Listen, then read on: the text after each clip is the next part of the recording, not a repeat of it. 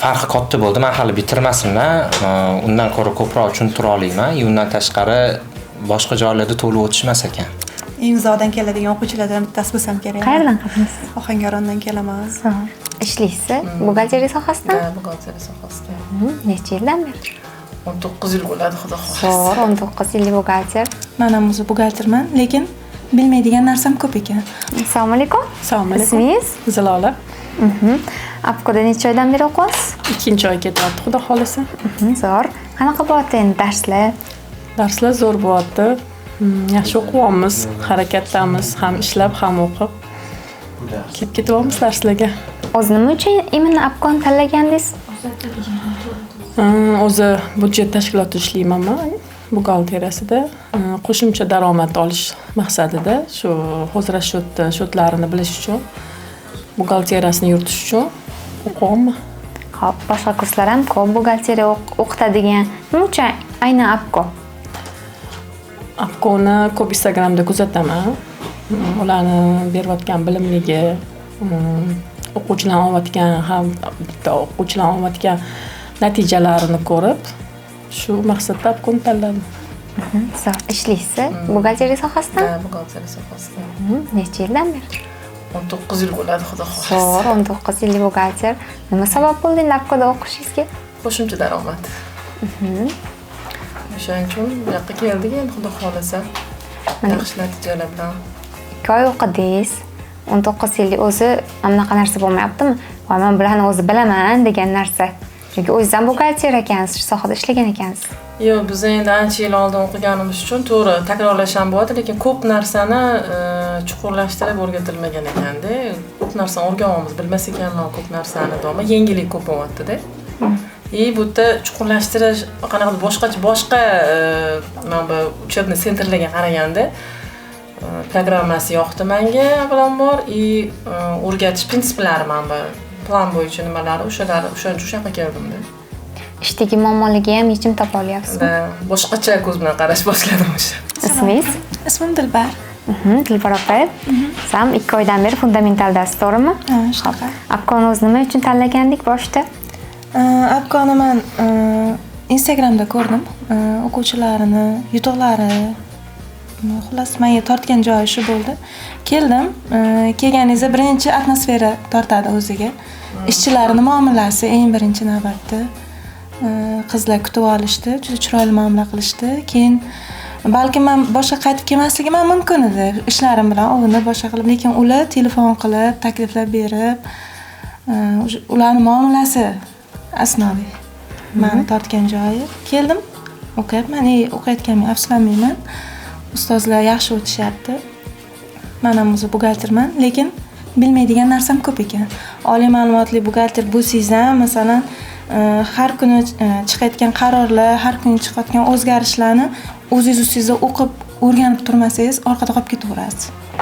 To'g'ri. Shu uchun o'qiyapmiz. Keldingiz, darslarga qatnashyapsiz. 2 oydan beri qanaqa bo'lyapti darslar? Yaxshi. Yaxshi, zo'r emas. Yo'q, zo'r. Xo'p, nimasi zo'r? Shu dars jarayoni, tushuntirishlari, o'rgatishlari, tushunmagan narsani so'rasangiz, qaytadan boshqatdan o'tib berishadi.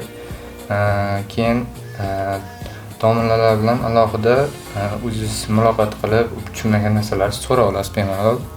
Ular ham tushunmagan joyingizda qaytadan yana tushuntirib berishadi. Ko'p bo'lyaptimi? Qiynaladigan joylar? Qiyinmi? Buxgalteriya osonmi? Qiyin joylari ko'p. Rahmat, omad ishingizga. Birinchi partiyaga o'tdik. To'g'risi. Assalomu alaykum. Assalomu alaykum. Ismingiz? Ismim Yusuf. Yusuf. Qanaqasiz, kayfiyatlar? Zo'rmi? O'zi yaxshimisiz? Yaxshimi? Charchamadingizmi? Yaxshi. Okey. Savollaringiz bormi? Bor savolim. Nima uchun Apkoda o'qiyapsiz? Hop, Apko o'zi buxgalter bo'lib ishlardim. Zo'r. Menga главный buxgalterim taklif qildilar, mana shu o'qi, malakangni oshir dedilar.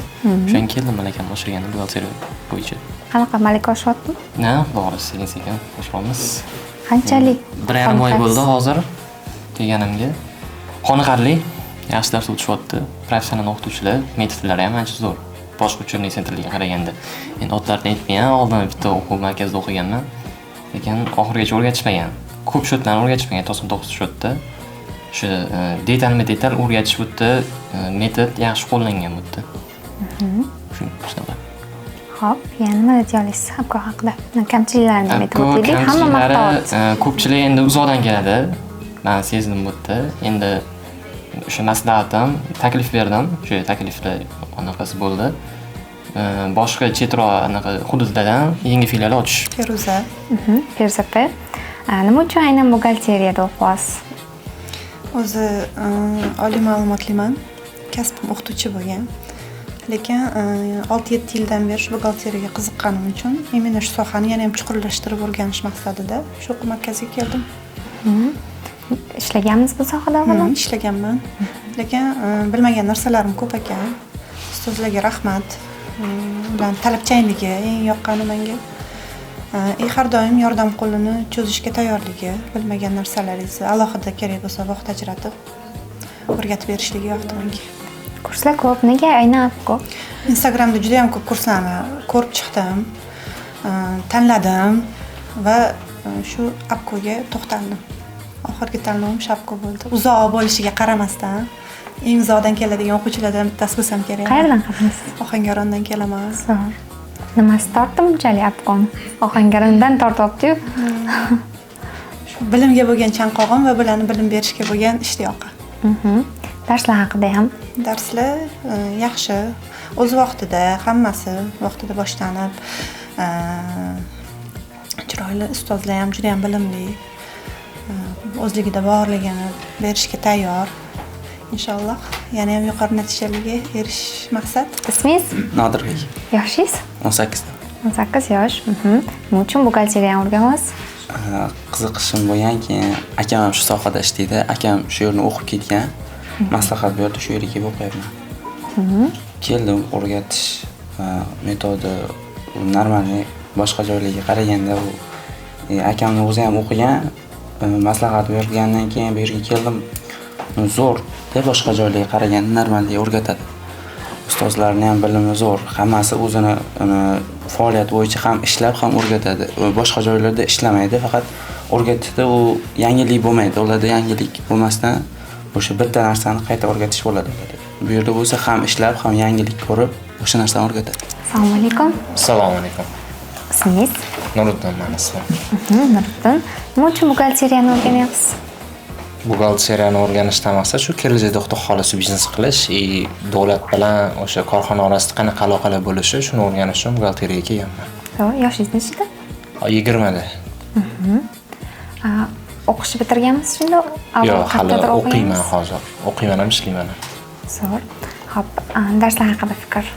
Darslar haqida fikr, to'g'risini aytsam, agar umuman olg'a chiqib ishlamaganman ham, aynan mana shu sohada, lekin bitta o'zimni eski tanishim bilan yaqinda gaplashib qoldim. Boshqa o'quv markazida o'qib ko'ribdi, aynan mana shu buxgalteriya sohasini to'liq bitirgan.